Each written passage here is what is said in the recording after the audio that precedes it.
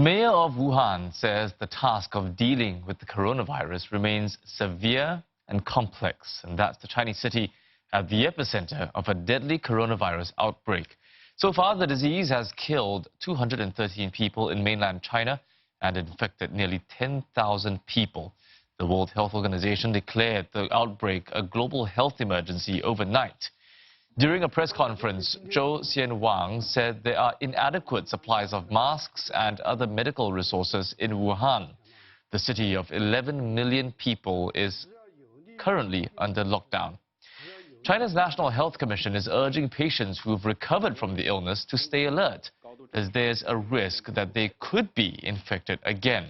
An official said they would have developed antibodies, but it's not known how long the antibodies would last. Japan is also ramping up measures. It's refusing entry to foreigners who've been to Hubei in the past 2 weeks. And it will bar anyone who's infected and consider stricter screening for suspected cases. This follows an outcry over 2 local evacuees from Wuhan who were allowed to go home despite refusing to be tested for the virus.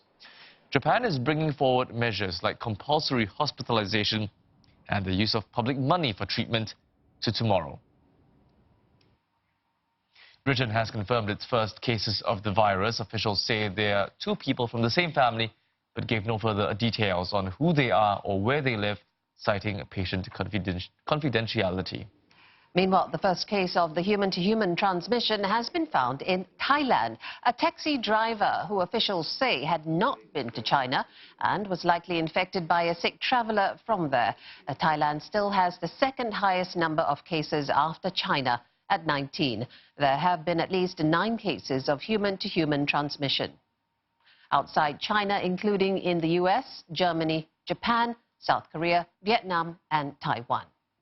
The WHO is closely monitoring this as it suggests that the virus may have the potential to spread further.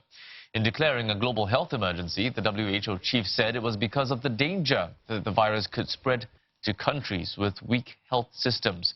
He praised China's efforts to contain the outbreak and said he did not recommend and in fact opposed curbs on travel or trade with China. But Italy and Pakistan are among the latest nations to halt all air traffic to and from China.